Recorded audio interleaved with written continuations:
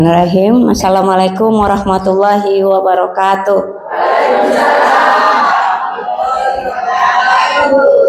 Alhamdulillahirabbil alamin. Segala puji bagi Allah. Allah yang sudah memberikan kita kesehatan ya Bu. Makanya kalau badan kita sehat, kita bisa datang ke sini. Ya, yang lagi cekot-cekot, yang lagi pusing, yang lagi sakit, gak bisa hadir ke sini. Kita doakan ya saudara-saudara kita yang lagi sakit, semoga diberi kesembuhan ya. Jadi kita yang hadir di sini, alhamdulillah Allah berikan kita kesehatan, kemauan dan kesempatan ya. Sehat mau berangkat Bu, sehat nggak mau tidur ya Bu ya. Ya Bu, mudah-mudahan langkah kaki ibu-ibu setiap langkah maju akan membuat pahala yang besar, berkah berlimpah. Langkah ke kiri akan mengampunkan segala dosa-dosa kita. Jadi semoga langkah ini kita menuju musola ini dengan niat yang tulus karena Allah, karena cinta kepada Allah, nggak ada niat yang lain, hanya lillahi ta'ala. Insya Allah pasti dibalas dengan kebaikan yang banyak ya Bu. Kenapa susah ya ngumpulin orang buat ngaji, susah ya, masjid suka sepi, pengajian suka sepi. Tapi kalau acara keundangan ya, acara sunatan, acara apa banyak tuh ya, pengantinnya belum datang, tamunya udah nunggu ya. Tapi kalau pengajian ustadznya udah datang, jamaahnya masih sedikit ya. Karena itulah memang untuk berjuang dalam kebaikan itu enggak mudah ibu-ibu, perlu kemantapan hati, keyakinan. Karena memang pahalanya ngaji itu enggak kelihatan Bu. Coba kalau saya bikin pengumuman nih ya, Mbak Cici, saya suruh bikin pengumuman di RT ini, saya bilang gini, siapa yang ngaji akan dapat uang 1 juta per orang. Percaya saya, semua jalanan penuh. Jangan 1 juta, ketinggian 50.000 aja. Banyak yang hadir ya. Karena apa? Kelihatan hadiahnya uang 50.000 cash, kelihatan. Tapi kalau saya bilang Bu, ngaji yuk Bu, cari pahala Allah, nggak kelihatan pahalanya. Males, pahalanya mana? Apa pahalanya nggak kelihatan mana? Itulah manusia Bu. Ya Bu, manusia tuh baru semangat kalau kelihatan pahalanya, hadiahnya di depan mata. Karena memang tujuan hidupnya cuma duit. Padahal kalau mati kagak bawa duit. Ya Bu, tapi kita nggak menyadarinya. Kita selalu bilang begini, la ilaha illallah Muhammadur Rasulullah. Tiada, berarti kita meniadakan. Tiada. Kenapa dibilang dari awal itu dari la dulu, tidak dulu. Untuk meyakinkan, untuk memantapkan hati kita, tiada Tuhan selain Allah. Mantep ya di hati kita. Tapi kenyataannya belum begitu Bu. Kalau ada suara azan memanggil sama kerjaan 50.000, pilih mana? Jujur, pilih mana? Hah? Duit apa suara azan? Duit, suara azan. Duit saya hargai kejujuran Ibu. Emang gitu manusia Bu. Memang manusia itu apa ya? Lain di mulut, lain di hati. Ya Bu. Di mulutnya mengatakan Allahu Akbar, Allahu Akbar, Allahu Akbar. Disuruh taklim males. Apain coba ngaji-ngaji? Untuk apa? Gak dapat apa-apa. Kayak kita kurang kerjaan aja. Ya Bu ya. Banyak yang begitu. Nanti sekali datang ngaji gini, kok hadir sekarang tumben, kata temannya. Iya, lagi gak ada kerjaan, lagi nganggur. Seakan-akan orang-orang yang ngaji itu pengangguran, gak ada kerjaan. Ya Bu, terlalu hina kita menilai mengangkat diri kita itu terlalu hina ke bawah. Kita lebih mementingkan kalau nggak ada kerjaan yang lain nih, baru penting Allah. baru ingat Allah. Kenapa ngaji? Iya lagi nggak repot, biasanya kan repot ngurus cucu, ngurus anak, ngurus suami. Ini mumpung lagi kosong ngaji. Salah. Jadi kita luangkan waktu kita untuk Allah, bukan sisa waktu. Paham bedanya di sini? Ya Bu, kalau sisa waktu, ibu lagi nggak ada kerjaan, ibu lagi bengong-bengong di rumah, daripada bengong-bengong ngaji, Tapi kalau ibu lagi repot, ibu nggak pernah tertarik untuk ngaji, apa repot. Beda orang yang meluangkan waktunya untuk Allah. Mereka akan selalu, pokoknya ya, setiap hari Jumat jam segini aku nggak mau diganggu loh ya. Itu waktuku menuntut ilmu, waktu majelis taklimku, nggak ada cerita arisan, nggak ada cerita yang lain. Pokoknya seminggu sekali, ojo diganggu aku. Itu saatnya aku ngaji. Ada yang seperti itu? Ada nggak di sini yang seperti itu? Sudah terjadwal waktunya bahwa dia ngaji tiap hari ini. Jadi enggak sisa waktu yang kita berikan kepada Allah, Bu. Enggak sisa waktu. Kita akan menyesal nanti. Kita menyesalnya kenapa? Memang Bu, penyesalan itu selalu datangnya apa? Selalu datangnya gimana? Penyesalan terakhir. Kalau ke depan pendaftaran katanya ya. Ya Bu ya, kita menyesal selalu terakhir. Begitu udah tua, badan sakit-sakitan, udah nggak bisa ngapa-ngapain, baru ingat kemarin muda ngapain aja. Muda ngapain? Berapa kali kita ikut majelis taklim? Kapan kita berbuat baik? Kapan lagi kita berbuat bersedekah? Apa bisa kita lakukan di waktu muda? Kalau kita sia-siakan, di saat tua timbul penyesalan. Tapi ternyata penyesalan gak ada artinya, karena badan kita gak akan sembuh, gak akan balik muda lagi, gagah lagi, hanya gara-gara kita menyesal. Ya, masih bagus menyesalnya sebelum mati. Kalau menyesalnya sesudah mati, tidak akan bisa menggantikan waktu-waktu yang kita buang sia-sia. Salawat dan salam kepada junjungan kita Nabi besar Muhammad sallallahu alaihi wasallam. Rasulullah suri teladan kita Ibu. Setiap hari hendaklah bibir kita selalu berselawat. Gak usah panjang-panjang. Allahumma sholli ala Muhammad wa ala ali Muhammad. Udah gitu aja. Sambil nyuci piring, sambil apa. Udah Allahumma sholli ala Muhammad. Lihat sesuatu lalu suka indah, Allahumma sholli ala Muhammad wa ala ali Muhammad. Marah sama anak, ya selawat aja deh. Diselawatin aja ya Bu. Karena Rasulullah akan membalas selawat kita. Mudah-mudahan kita semua mendapat syafaat Rasulullah nanti di yaumil akhir. Kita pengen syafaat Rasulullah, tapi kita malas bersalawat, kita malas mengikuti sunnah-sunnahnya Rasulullah. Ya Bu ya, apa salah satu sunnahnya Rasulullah itu? Hargai waktu, rajin mengikut majelis taklim. Itu adalah sunnah-sunnah Rasulullah. Karena Rasulullah di zaman hidupnya sering mengadakan halaqah, pengajian-pengajian kepada para sahabat. Ya, jadi kita begini, kita meniru Rasulullah Bu.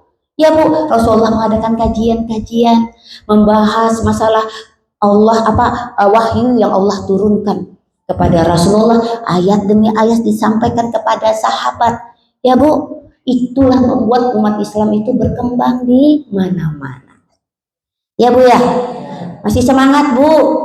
Masih. Baik, saya akan bahas masalah cinta dalam kesyirikan ibu-ibu. Bu, ibu tahu bucin? Artinya apa bucin? Apa? Bucin artinya apa? Artinya budak cinta. Diperbudak cinta. Hati-hati Bu. Hati-hati. Kalau kita di dunia ini diperbudak cinta, akhirnya apa? Kita lupa bahwa cinta yang sesungguhnya itu adalah cinta kepada Allah. Diperbudak cinta sama suami suruh lepas jilbab diikutin, buka jilbabmu, gak ada cantik-cantiknya kamu pakai jilbab, gak suka aku, jangan pergi sama aku, buka jilbabmu, karena cinta jilbab dilepas. Betul, kita harus taat kepada suami, tapi ada tapi Bu, ada kelanjutan. Sepanjang suami tidak melanggar hukum-hukum Allah. Kalau suami suruh kita lepas jilbab, jelas kita tidak boleh mengikutinya. Tapi kalau suami ngomong gini, Bu, kurangi gibah Bu sama tetangga Bu, kurangi nyinyir, gosipin tetangga nih, kurangin kata suami. Benar nggak tuh? Benar nggak kata suami? Harus diikutin. Terus suami bilang, Bu, badanmu udah kelemuan Bu yo diet Bu, nanti ibu sakit darah tinggi, diabetes, Bu yo diet. Ibu nggak boleh tersinggung, udah nggak cinta sama aku ya, mentang-mentang aku lemu. Ojo mono. Ada yang seperti itu, mentang-mentang aku lemu. Dulu juga aku cantik dulu juga aku seksi. Ya, sekarang aja aku punya anak 3, ada turun mesin 3 kali, makanya aku gemuk. Udah nggak suka. Masa kayak gitu sama suami? Ya Bu, suami mengingatkan kita supaya kita sehat. Ya Bu, jadi pikiran itu harus positif. Ya, jangan apa-apa marah. Kadang-kadang perempuan tuh aneh loh. Marah dulu baru mikir. Udah suami dimaki-maki, pokoknya Mas gak tahu diri gini. Aku loh dipinang sama orang tua aku, dimanja sama orang tua aku, begitu kawin sama kamu hidup susah, segala susah. Aku tetap sabar. Aku udah gak kuat, kembalikan saja aku kepada orang tuaku. Kan biasa ibu-ibu kalau marah kayak gitu, pulangkan saja aku pada ibuku atau ayahku. Tuh, ibu sama ayahnya aja udah pisah coba. Ya Bu ya. Jadi gini Bu ya, habis itu baru ibu mikir gini, ya Allah, astagfirullahaladzim, malam-malam baru ingat, kenapa ya aku ngomong gitu sama bojoku. Nanti kalau bojoku bilang, jatuh talak 1. Gak perlu bilang saya ceraikan kamu, gak perlu Bu. Begitu ibu ngomong ke suami ibu, Mas, pulangkan saja aku kepada orang tuaku, kita pisah. Suami ibu cuma bilang, iya, jatuh salah 1. Ya Bu, jadi hati-hati, jangan suka goda-goda bojo. Kalau istri ngomong minta cerai 100 kali pun nyerocos minta cerai, kalau suaminya diam aja tidak mengatakan iya, ngangguk atau syarat gini, gak jatuh talak. Tapi suami sekali saja mengucapkan, jatuh talak 1. Jadi lambe itu hati-hati Bu. Ya Bu, apa lambe? Bibir toh? Takut salah saya. Ya, lambe ya. Lambayan. Loh kok lambayan ya? Ya. Hati-hati dengan lisan. Jangan kita itu ngoceh dulu baru dipikirkan. Pikir dulu baru ngoceh. Apakah yang saya omongin ini nih benar apa enggak? Kalau suamiku bilang iya, silahkan kamu pergi ke orang tuamu. Terus orang tua ibu udah meninggal, mau pergi ke kuburan ya kak? Kayak saya nih, saya umur 16 tahun, ibu saya udah nggak ada Bu, udah meninggal. Umur saya 16 tahun, ibu saya udah meninggal. Begitu saya nikah di rumah sakit, bapak saya juga meninggal. Kalau saya bilang ke suami saya, pulangkan aku ke bapak ibuku, ya ke suami saya ketawa, kemana? Mau ke kuburan dah, ya Bu. Jadi kita harus jadi perempuan itu ya Bu ya, bukan hanya di mulut dulu yang di depan, otak dulu yang dipergunakan, baru ngomong agar gak ada penyesalan.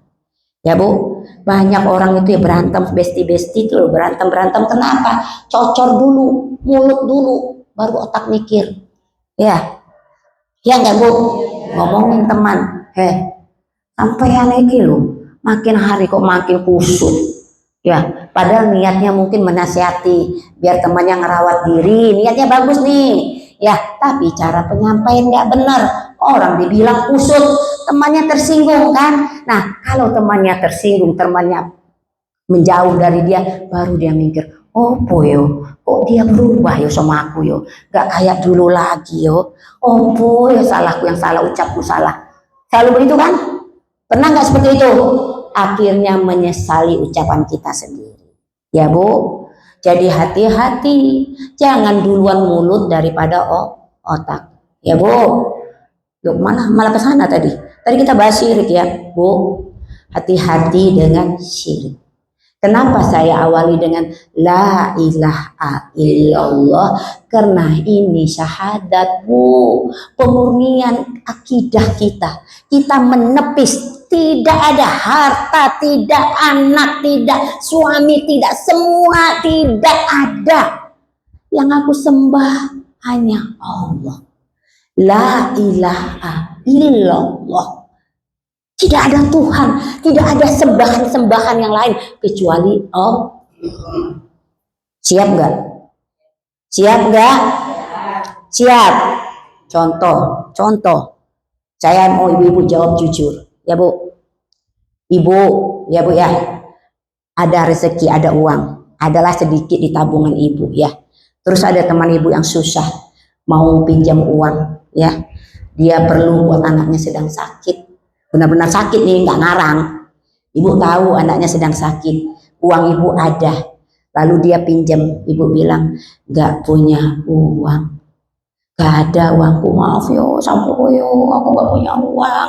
Padahal uang ibu ada, itu ada di tabungan ibu. Ibu nggak mau bantu sama sekali.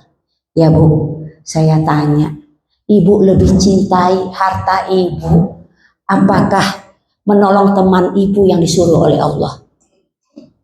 Hah? Kalau kita yakin la ilaha illallah, kita lebih mementingkan menolong orang lain. Insya Allah rezekiku pasti akan ditambah oleh Allah. Jadi la ilaha illallah itu luas. Cakupannya luas, Bu. Bukan hanya kita tidak murtad, ya jelas dong, orang menyembah matahari, menyembah bulan itu murtad, nggak usah kita bahas ya. Kita bahas muslim yang mengaku la ilaha illallah tapi nggak peduli dengan agamanya. Ya Bu, dia lihat agamanya dilecehkan, dia diam aja. Biarin, bukan keluarga saya. Terbalik, kalau keluarganya yang diganggu, ngamuk setengah mati. Tapi kalau keluarganya ya, tapi kalau agamanya enggak peduli. Paham?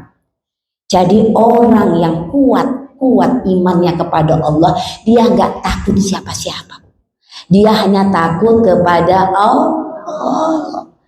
Kalau dia benar, dia yakin dirinya benar, dia yakin Allah melihat dan Allah pasti akan menolong.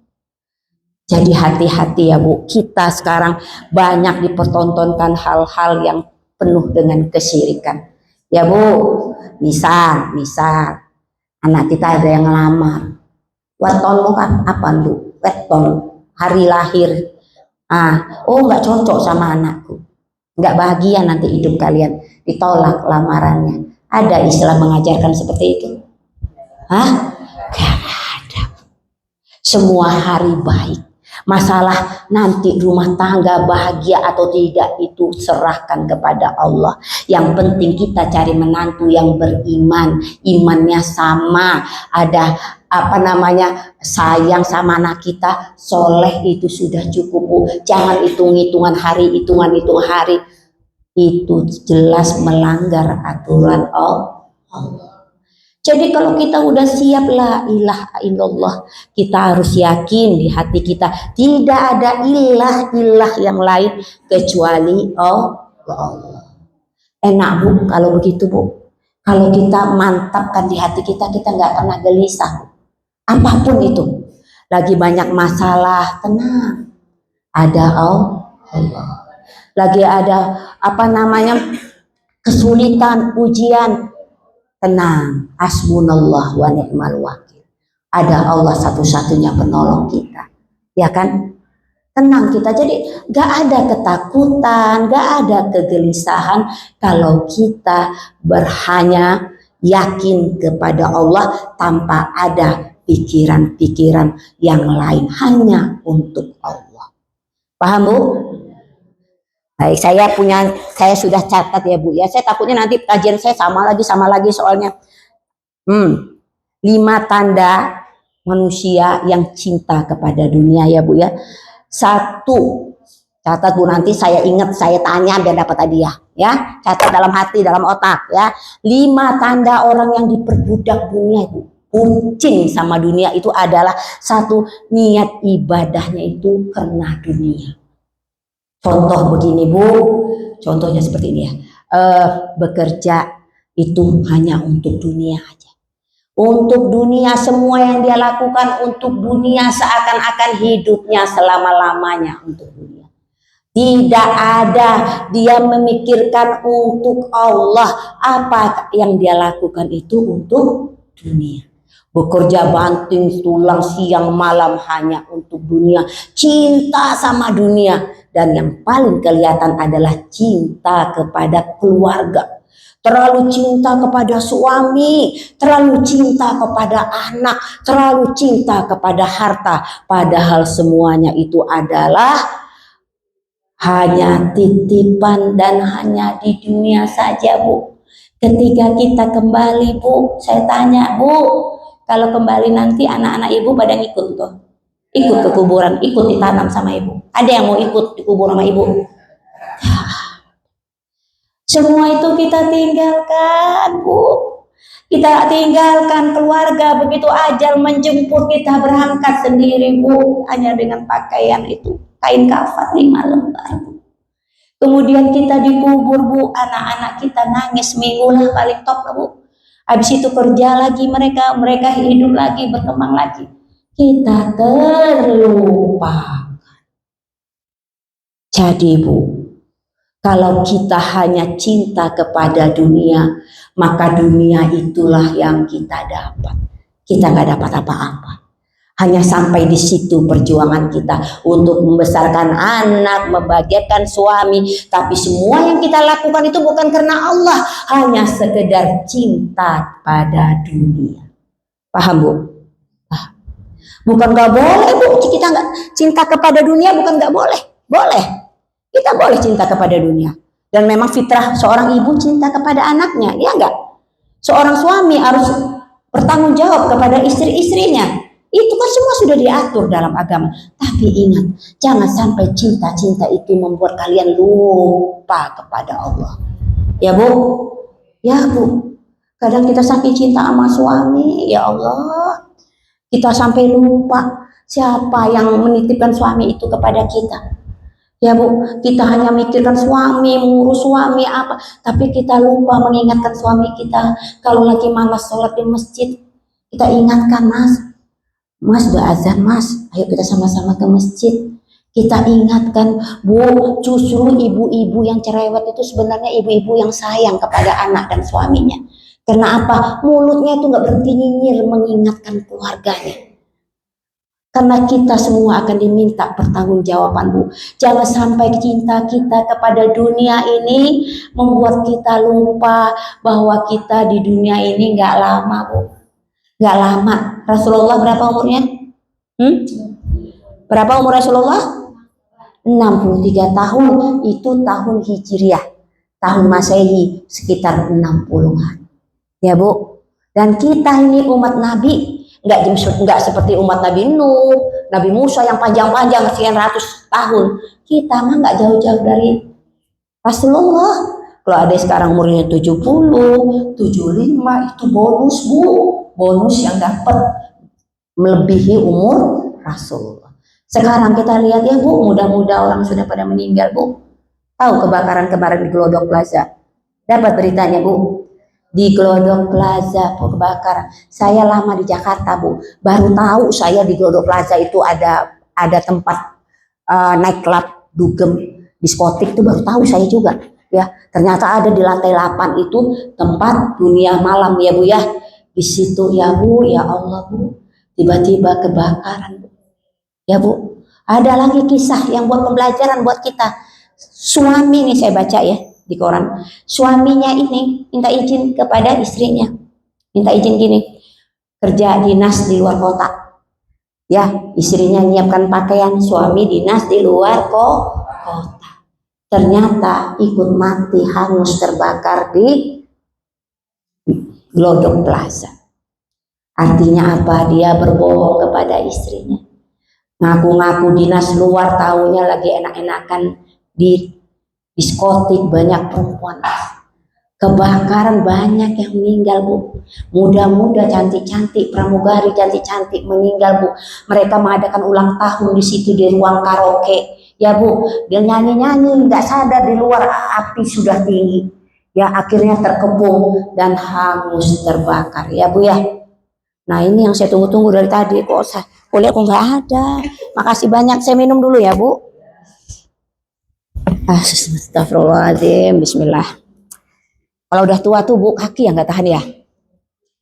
Doakan ya Bu, saya sehat. Bismillah.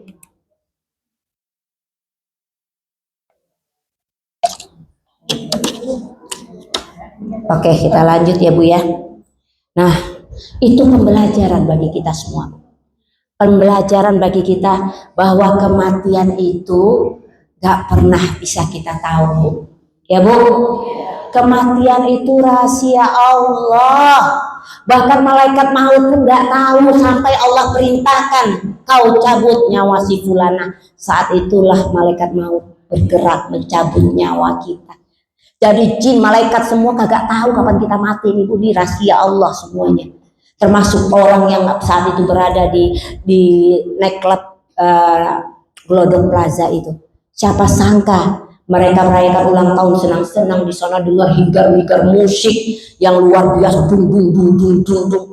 Tahu-taunya kebakaran dan menghanguskan semuanya. Ya Bu, sekejap mata yang tadinya joget-joget, ketawa-ketawa, kemudian tinggal jenazah, tinggal mayat, rohnya sudah ditarik sama malaikat. Ya Bu, ngeri ya? Ngeri nggak Bu? Ngeri. Ini contoh buat kita Bu. Kita nggak pernah tahu kita mati seperti apa, kita nggak pernah tahu ya Bu. Makanya selalu berdoa, ya Allah wafatkan aku dalam keadaan husnul khotimah. Wafat sedang taklim, wafat sedang ngaji, wafat sedang berzikir. Masya Allah, ketika nyawa kita ditarik oleh Allah, kita dalam keadaan ingat kepada Allah. Jadi selalulah kita berdoa seperti itu. Kita karena nggak tahu, kita nggak tahu akhir hidup kita. Padahal Allah berfirman di dalam surat Ad-Duha bahwa walal akhiratu khairul laka minal ula. Kata Allah bahwa terakhir itu lebih baik dari permulaan. Jadi kalau kita melihat teman kita buandel, nggak tahu wanci, marahan, pokoknya wah kelakuannya nggak bagus aja. Bu, kita jangan ngejudge orang dulu Bu. Barangkali di akhir hidupnya dia bertobat. Banyak Bu orang-orang yang tadinya nakal, pembuat maksiat, tapi di akhir hidupnya dia tobat ya Bu. Kenapa Bu? Minum? Gak dikasih minum Ibu, batuk itu loh. Kasih minum dong. Ini sudah sisa saya soalnya. Ada air minum lagi? Ibu ini batuk.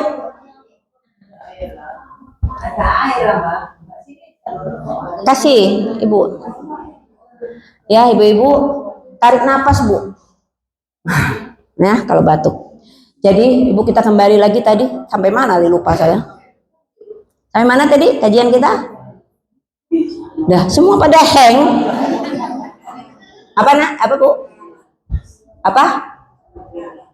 Iya tadi sampai kebakaran, terus sampai mana tadi? Lupa saya. Ya kita harus selalu berdoa husnul khotimah, karena kita nggak pernah tahu kapan umur kita ini berakhir Bu. Jangan kita pikir gini, aku kan masih masih muda, masih sehat, ya. Yang tua dulu yang mati, itu yang sakit-sakitan tuh biar mati duluan. Kita masih sehat, nggak bisa seperti itu Bu. Mungkin Ibu udah ngerasa kayak saya ya, 12 bersaudara. Yang meninggal bukan anak pertama dulu Bu, yang meninggal yang meninggal pertama itu anak nomor 6. Terus berikut nomor 4 berikut. Jadi enggak sesuai dia lahir meninggalnya. Siapa yang tua duluan? Enggak seperti itu. Bisa jadi dia bertiga bersaudara, yang meninggal yang paling kecil dulu, bisa Bu. Pokoknya semuanya itu sudah ditentukan oleh Allah. Kematian itu gak akan berkurang sedetik pun atau dimajukan sesaat pun. Kematian itu sangat tepat waktunya, ya. Nggak nunggu kita tua, nggak nunggu kita sakit, ya. Itu yang kebakaran di Glodok kagak sakit Bu, sehat bugar Bu, lagi nyanyi-nyanyi, lagi disco-disco, meninggal Bu, ya. Ya Bu, ya Allah, makanya kita harus ingat itu Bu, ya. Makanya kata Allah, cukuplah kematian itu sebagai nasihat, nasihat buat kita Bu. Jadi Bu, kita kalau takziah ke tempat orang meninggal itu Bu, coba rumpi Bu. Ngumpi gini, kenapa dia meninggal, sakit opo? Orang udah meninggal ditanya kenapa meninggal, ya dicabut malaikat makanya dia meninggal. Oh jadi ditanya lagi, emang udah waktunya meninggal, jangan ditanya kenapa dia meninggal, kenapa. Astagfirullahaladzim. Harusnya lihat orang meninggal tuh inget nih, berkaca nih, ya Allah, ini temanku loh kemarin tuh masih baik-baik aja. Kemarin masih makan bakso kita, sekarang udah nggak ada. Ngaca kita, ngaca. Ya, ambil cermin, ngaca. Mungkin satu saat nanti sekarang aku lihat dia, nanti orang yang lihat aku terbujur. Ya, udah nggak bisa taklif Bu, udah nggak bisa. Sudah tertutup tangan ini udah, aduh Bu, begitu nyawa udah diangkat ini udah mulai kaku Bu. Makanya di rumah sakit cepat ininya ditutup tuh. Kadang-kadang diikat biar nggak mangap, ya Bu ya. Karena kalau pasti tarik itu kan dia naik ngikutin roh tuh, sampai matanya itu kan ditutup sama orang medis, ditutup. Makanya Bu jangan kaget kalau ada yang terlala itu bukan dia apa-apa, memang lama ditutupnya, jadi kebuka matanya.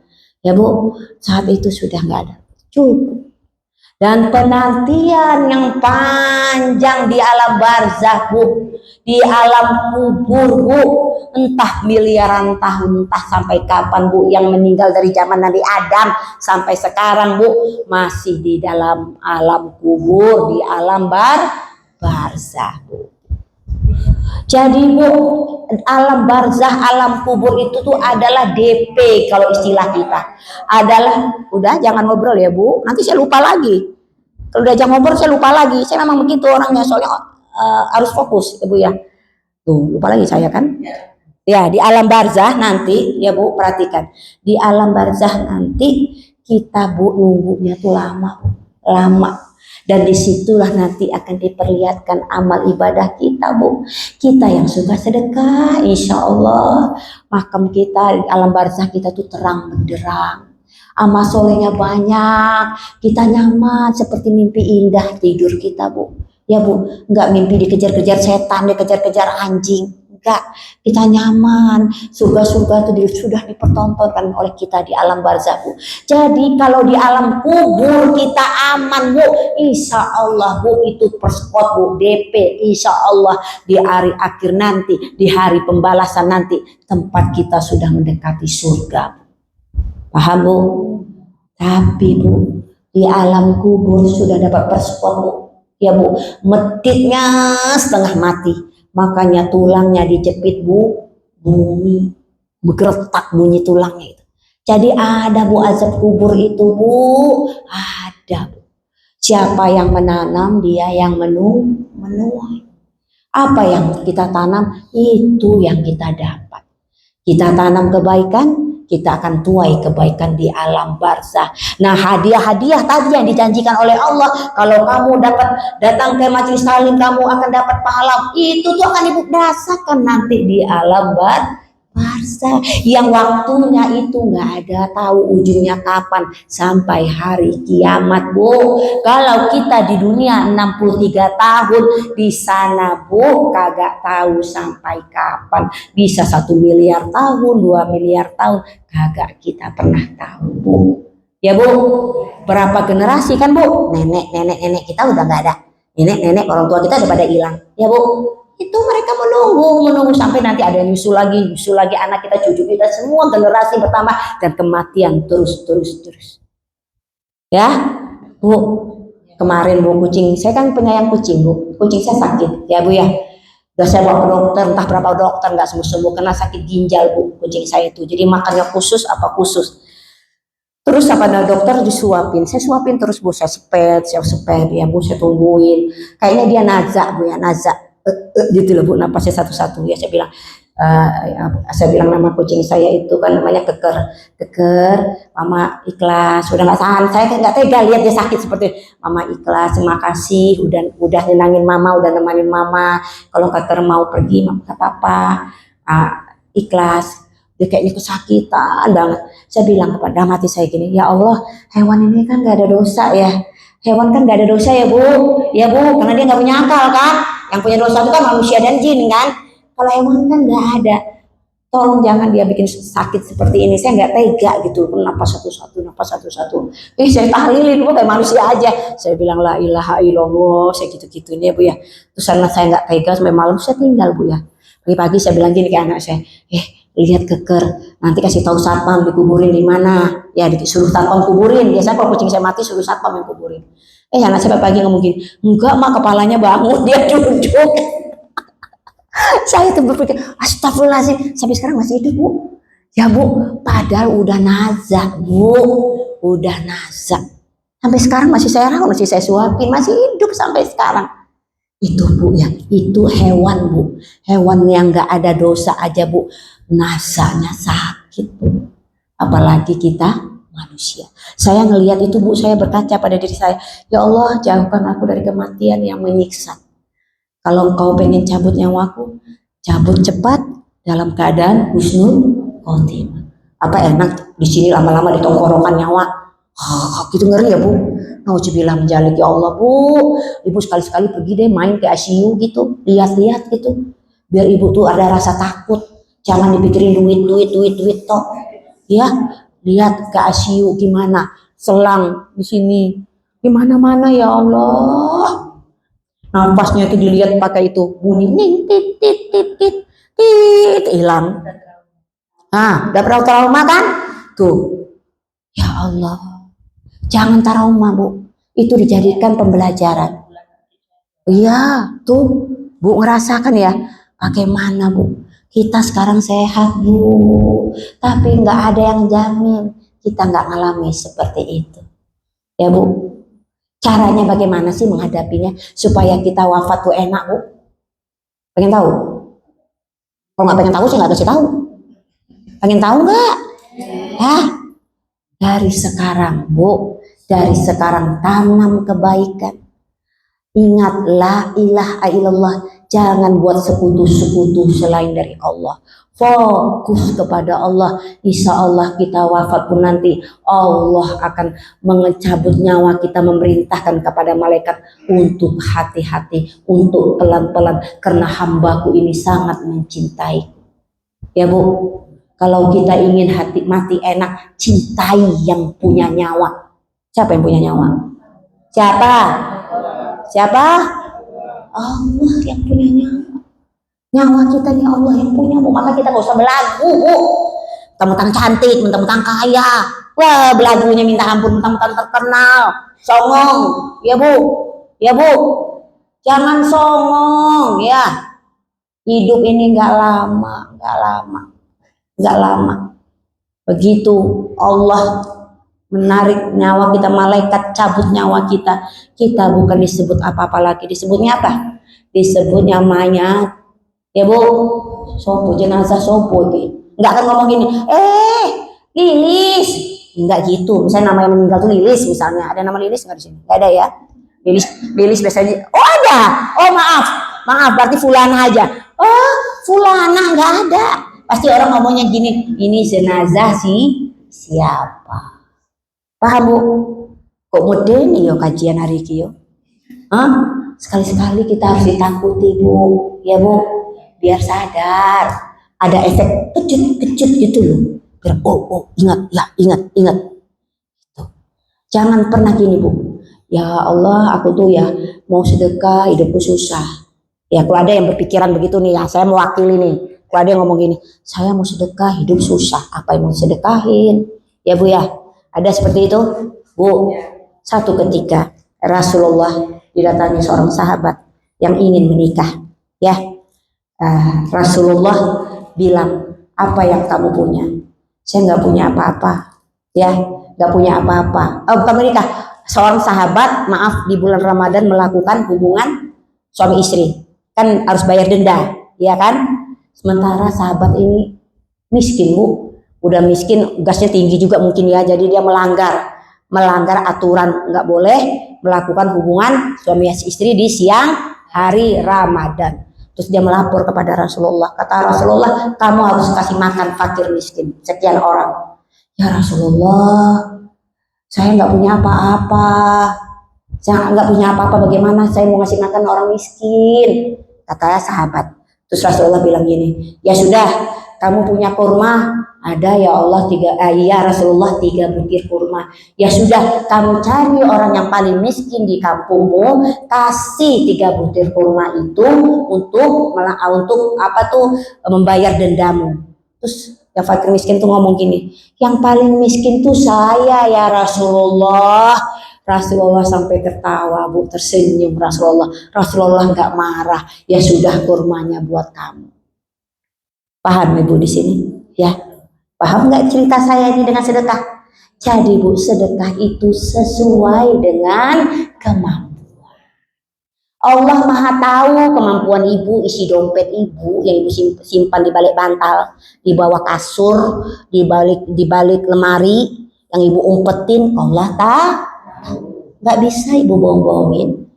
Ibu ngadu ke Allah, ya Allah, gimana mau sedekah, nggak punya duit. Sama Allah dihabisin simpanan Ibu itu. Ada aja yang Ibu sakit, anak Ibu sakit. Kenapa? Ngakunya nggak punya duit melulu.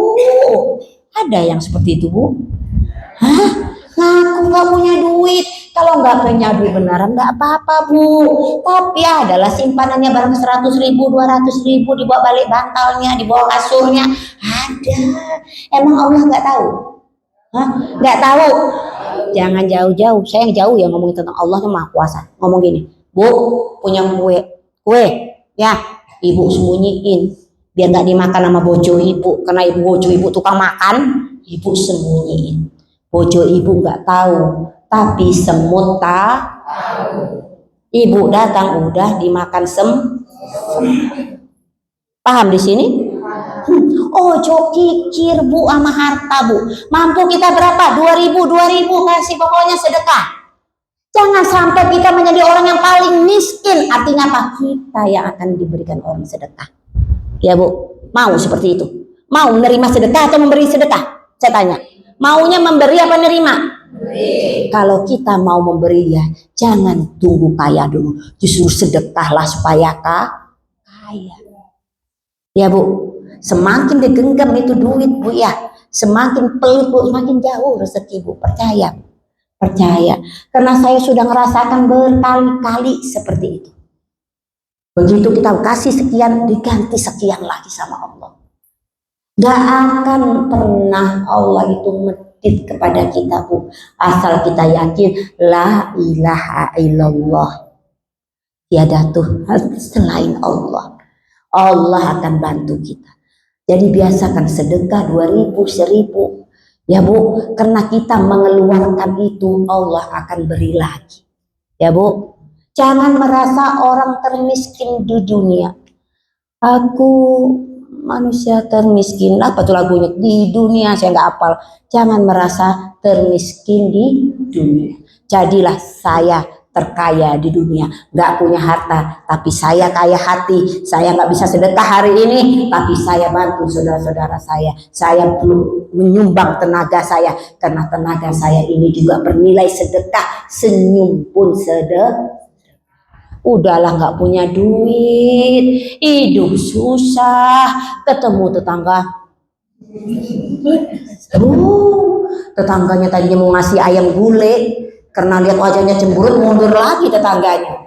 Akhirnya jauh dari rezeki. Paham Bu? Oke, selanjutnya yang kedua. Niat ibadah untuk dunia itu yang pertama ya Bu ya. Yang kedua, aktivitasnya hanya untuk dunia seperti singa di waktu siang hari. Jadi orang ya Bu yang cinta sama dunia itu ya Bu ya, untuk dunia itu rakus kata Rasulullah mencontohkan seperti singa Yang kalau siang hari dia seperti singa, bugarak, bugalak, segala dimakan, segala di apa. Dia kejar dunianya mati-matian. Kepala jadi kaki, kaki jadi kepala. Benar-benar untuk dunia, nyari duit, nyari duit, nyari duit. Begitu malamnya jadi bangkai. Kenapa Rasulullah mengatakan begitu? Karena tidak pernah bangun sholat malam, Bu. Ada kan orang yang sibuk mencari dunia, lelah, capek, tapi ternyata malam hari dia ngorok jadi bangke, nggak pernah tahajud, nggak pernah. Kalau hanya sekali-sekali misalnya dalam 1 bulan nggak tahajud mungkin kecapean dimaklumi. Tapi bertahun-tahun tidak pernah memohon munajat ampunan kepada Allah. Rezeki yang Allah berikan tidak pernah disyukuri dengan bangun malam. Itulah salah satu orang yang menghambakan dunia ini, Bu. Paham, Bu? Jadi bukan berarti kita nggak boleh ngejar dunia. Umat Islam harus kaya, kita harus berjuang untuk ini ikhtiar. Kita jualan ini, jual kue, jual apa. Yang penting halal untuk mencari dunia boleh. Tapi jangan kalau malam kita jadi bangke, kita nggak bangun-bangun bertahun-tahun tidak pernah tahajud. Ya, Bu. Emang tahajud itu sunnah, Bu, nggak wajib. Saking baiknya Allah itu, saking sayangnya Allah sama kita, dibikin tahajud itu sunnah. Gimana kalau wajib? Jam 3:30 ibu aku jam 3 pagi ibu kudu sholat tahajud wajib. Tapi Allah tidak mewajibkan, hanya sunnah saja. Ini artinya Allah pengen melihat benarkah hamba-hambanya itu cinta kepadanya, rela bangun tengah malam di antara semua orang tidur dia munajat kepada Allah. Dan inilah orang-orang yang benar-benar mencintai Allah. Ya, Bu. Ingat dulu mungkin waktu ibu pacaran sama bapak, ya zaman bahala masih pacaran. Ya, Bu, tengah malam bangun lihat foto bapak, pacar ibu, mantan pacar, lihat foto, bikin diari surat, cinta. Lah cinta sama Allah cuma ngomong doang, la ilaha illallah, cinta kepada Allah, Allahu Akbar. Tapi ketika suruh bangun malam kita kagak mau. Ada aja alasannya. Ada aja, wes cepet-cepet lah apalah. Ngantuk. Kalau sekali-sekali tidak apa-apa, tapi kalau sampai tahunan, ini juga koreksi buat saya loh, Bu. Saya ngomong ini saya harus malu saya sama Allah kalau saya nggak lakukan. Makanya ya Allah, saya berdoa kepada Allah, ya Allah, semoga apa yang saya sampaikan itu juga tolong dong saya lakuin gitu. Karena kan pasti Allah kan yang akan membangunkan kita, menggerakkan hati kita, itu siapa? Allah. Jangan sampai saya bisa ngomong tapi hati saya nggak digerakkan, saya malu kepadamu ya Allah. Bu, ngeri, Bu, orang yang suka ngasih ceramah itu ngeri, Bu kira enak gitu. Karena apa yang dia sampaikan kudu dia jalani. Contoh sabar aja ya, Bu. Kadang suka malu. Aduh, sabar itu gampang diucapkan, Bu. Prakteknya angel, Bu. Angel apa angel? Angel apa angel? Angel ya, susah. Kadang suka malu saya kalau misalnya gak sabar itu, ya Allah, selalu bilang sabar, tapi aku sendiri gak sabar, aku malu ya Allah. Aku minta kepadamu ya Allah, tabahkan hatiku, sabarkan hatiku. Jadi ibu minta terus kepada Allah, ya Allah, jadikan hambamu ini ahli tahajud ya Allah, bangunkan aku tiap malam, jauhkan aku dari rasa malas. Ibu minta kepada Allah, minta terus dengan sungguh-sungguh, insya Allah nanti ibu akan dibangunkan oleh Allah setiap hari untuk tahajud. Paham, Bu? Sampai di sini? Ya, itu ya, jangan sampai cinta-cinta kita kepada dunia membuat kita lupa kepada cinta kita kepada Allah. Yang ketiga, orang yang menghambakan, yang mencintai dunia itu adalah yang tidak peduli halal dan haram. Lah, pokoknya tancap terus. Mau halal, mau haram, bodoh amat. Ini rezeki nih, korupsi, koruptor misalnya.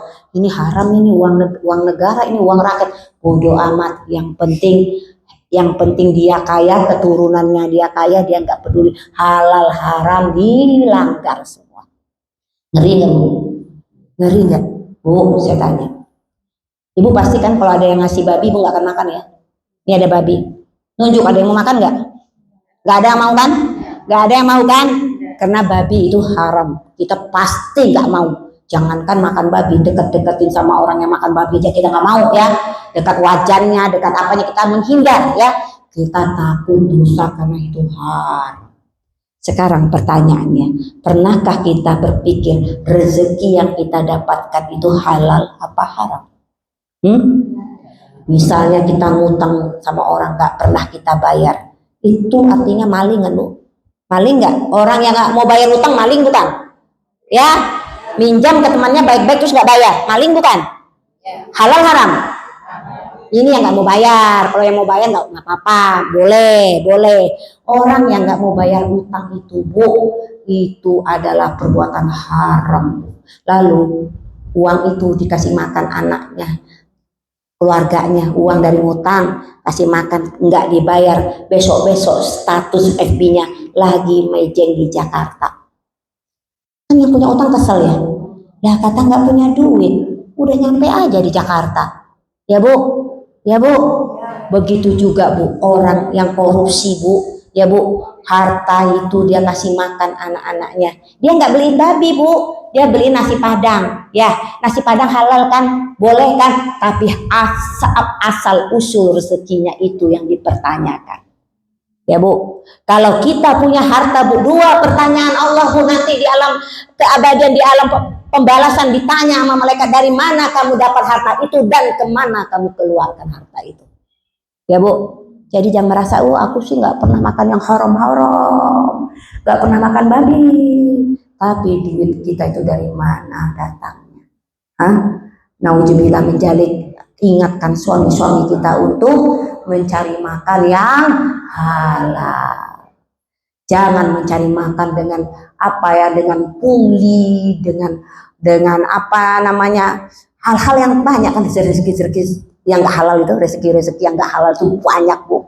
Ya Bu, dengan bunga uang dibunga-bungain, rentenir, ya Bu. Walaupun nggak makan babi, tapi dia telah memberikan anaknya makanan yang haram. Ngeri kan? Nah, orang yang cinta sama dunia udah gak peduli, halal haram dilanggar aja. Ya, sampai ada ngomong begini, cari yang haram aja susah, apalagi cari yang halal. Ya, ada kan yang ngomong seperti itu? Ya Allah, nauzubillah ya Bu. Kita harus yakin Allah itu pasti akan memberikan rezeki kepada kita dan gak pernah tertukar. Paham ya Ibu? Ingat tadi sampai berapa, nanti saya tanya Bu, dapat hadiah, oke? Lanjut, mungkin ini yang terakhir. Ya, tadi yang keberapa sih? Ketiga. Yang keempat, lebih mementingkan dunia daripada Allah, itu ya secara global ya Bu ya. Jadi kalau kita melakukan suatu ibadah, ibadah kita itu karena Allah. Dalam arti ini adalah perbuatannya itu tidak ria. Paham Bu? Orang yang cinta dunia Bu, dia tuh nggak mikir Bu. Yang penting dia pamer. Ini loh hasil karyaku. Aku loh orang hebat. Dia nggak mikir tentang untuk Allah, enggak. Orang yang cinta dunia tidak mikir tentang keikhlasan. Yang penting ria, pamer, dan itu pahalanya terhapus semuanya. Ya Bu, karena orang yang mementingkan dunia itu dia dia bekerja itu ya bukan karena Allah, dia bekerja itu untuk memamerkan kekuasaannya. Ya Bu, pamer ke orang-orang, wow aku lo berhasil, lihat mobilku berapa, rumahku berapa, pamer semuanya itu karena dia memang tidak tujuannya kepada Allah. Ya segitu dulu ya ibu-ibu, karena saya harus berangkat ke Jakarta sebentar lagi. Saya harus berangkat ke Jakarta karena ini mohon doanya ya ibu-ibu, anak saya yang kemarin lagi hamil itu kan lagi nunggu waktunya sekarang, maksudnya nunggu saat-saatnya, karena dia nggak mau sesar, dia maunya normal gitu. Kalau normal kan tunggu kata Allah ya, tunggu kata Allah, nggak bisa janjian kita ya kan. Nah, saya harus ke Jakarta juga ngurusin anak saya yang di Jakarta gitu. Jadi saya itu bingung, takutnya saya nanti di Jakarta anak saya melahirkan di sini. Mohon doanya, mudah-mudahan dilancarkan oleh Allah semuanya. Mudah-mudahan saya selamat perjalanan ke Jakarta, balik lagi ke sini. Setelah itu baru anak saya melahirkan. Ya, mohon ya Bu ya, doa ya Bu ya. Saya yakin doa-doa Ibu semuanya ini dikabulkan oleh Allah, karena ini adalah excited saya, ini cucu pertama ya Bu. Sampai sekarang saya masih mikir-mikir mau dipanggil apa. Ya, mau dipanggil nenek, kok kayaknya ketuaan. Kayaknya menolak tua ya saya Bu ya. Ya, kalau dipanggil Cida, suami saya nggak mau dipanggil Jadul, nggak mau. Terus panggil apa? Panggil Oma, itu neneknya yang di sana, biasanya udah Oma Opa. Sampai sekarang saya belum temu, saya dipanggil apa? Apa? Apa? Memo? Mepo? Memo ya. Ya, ada yang bilang macam-macam, ada yang bilang baba bubu segala macam. Karena kan ini cucu pertama Bu, pikir saya harus pastikan panggilan, karena nanti akan ada cucu-cucu berikutnya biar nggak beda gitu kan. Tapi sekarang saya mikir-mikir panggil siapa ya, pokoknya cucu nenek itu ketuaan. Ya ibu-ibu, terima kasih banyak yang sudah hadir, karena ini sebenarnya waktunya kan sore ya, tapi pesawat saya sore nanti harus sudah di bandara. Mudah-mudahan ibu-ibu sehat-sehat semuanya ya Bu, semangat semuanya. Semoga apa yang saya sampaikan ini bisa bermanfaat buat ibu-ibu dan juga buat saya. Tolong doakan saya semoga istiqomah ya Bu. Semoga Allah jaga terus saya gitu. Biar saya ini hati Bu, terutama masalah hati ini agak berat loh Bu. Tolong jaga hati ya Bu ya, hati saya, karena namanya iblis itu selalu supaya hati kita tuh meleset ke sana, nggak lurus gitu loh. Dikit-dikit ada sombongnya, dikit-dikit ada ria. Aduh, namanya setan itu, nauzubillah menjalik ya Bu ya. Maju tak gentar dan tidak pernah menyerah untuk menggoda anak Adam supaya menemani dia nanti di api neraka nanti ya Bu. Nauzubillah Bu, mudah-mudahan ibu-ibu semua, kita semua jauh dari api neraka ya Bu. Kita langsung masuk surganya Allah ya Bu. Ya Bu, teruslah ibu berdoa. Ingat Bu, sesakit apapun saat ini, sesusah apapun saat ini, karena sama wajah-wajah kita ini wajah orang susah semua ya Bu ya. Ya, kita harus berdoa kepada Allah bahwa jadikan susahnya kita ini sebagai jembatan kita mendapat surganya Allah. Ya Bu, karena firmannya Allah, hadis Rasulullah mengatakan seperti ini, bahwa di surga nanti banyak orang-orang miskin. Banyak orang-orang miskin yang masuk surga. Karena Rasulullah itu Bu, walaupun sebagai seorang Rasul tidak pernah memperkaya dirinya. Dalam satu riwayat dikatakan Rasulullah itu pernah tidur Bu, sampai ininya pelepah kurma itu loh Bu, berjejak-jejak punggungnya itu. Ya, sampai Fatimah menangis melihat ayahnya seperti itu. Padahal ayahnya bisa loh memberi tempat tidur yang lebih layak, tapi Rasulullah tidak mau, karena Rasulullah tahu bahwa kadang-kadang kekayaan itu membuat kita lupa daratan ya Bu. Ya Bu, orang banyak lupa kan kalau kaya ya Bu ya. Ya Bu, kalau orang miskin mana lupa, emang susah hidupnya gimana lagi ya. Ya Bu ya, semangat ya Bu, semangat. Saya rasa demikian, mohon maaf. Doa atau gimana ini? Doa dulu ya. Sebentar.